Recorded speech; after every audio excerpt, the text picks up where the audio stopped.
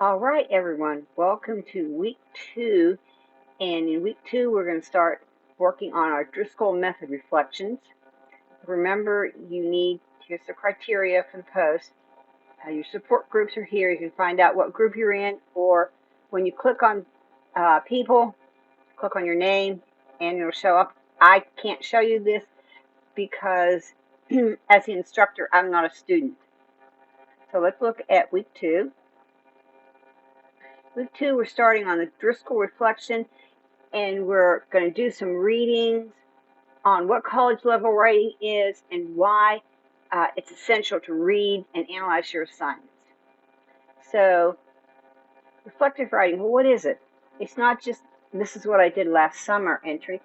It's you're thinking about what you learned from doing or being in whatever, and how you're going to apply that new knowledge in the future. Okay, so you'll analyze your actions, what happened, and learn to move on to the next ones. Well, to have something to reflect on, we're going to do some readings. It's in our textbook. Okay, let's open our textbook.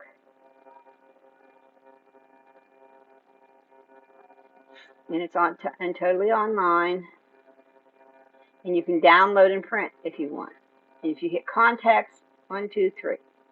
So, it says we're going to read Unit 2, Item 18. So let's go to Unit 2, Item 18. And this talks about reflective writing. Okay, what it is to reflective write. And it talks about the Driscoll Method. Let's go to that real quick. And it's talking about reflective writing. It talks about the Driscoll Method, some background on it. And what, so what, and what did you learn? Here's what, the information there. So that's on the reflective writing. And then in Unit 1, you're going to read 2 and 3. So let's go to Unit 1. 2, college writing. 3, writing myths. And 6 and 7. Active reading, analyzing assignments. Okay, so you're going to read all of those. Okay, and then with all of those, you're going to write a Driscoll reflection over all of those. So you're going to write an introduction. What happened in the readings? What will you write? What. So what? This is what. It doesn't matter to you as a student. I learned. That phrase is going to be sprinkled all through the so what section.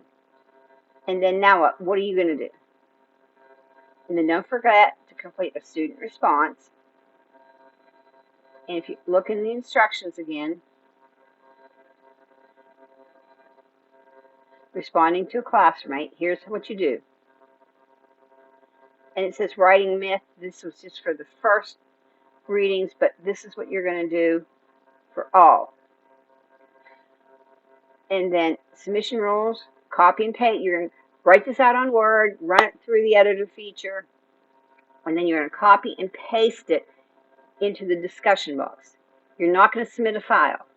If you upload a file, I'll consider it as not submitted, and then come Monday after the Sunday it's due, you'll get a 0. You have to have your copy and paste, and don't forget your student response, and here are the deadlines. Here's a PowerPoint of this.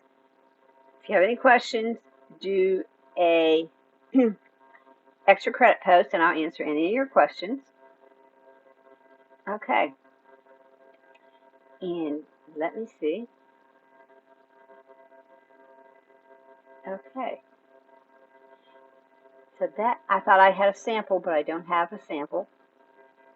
And I really don't need a sample. I think you can figure this out all by yourself really good. Okay, that's all I have. As usual, if you have questions specific to you, send me an email. If you have a question that would help the entire class, put it in the extra credit discussion. Thanks a lot. Bye.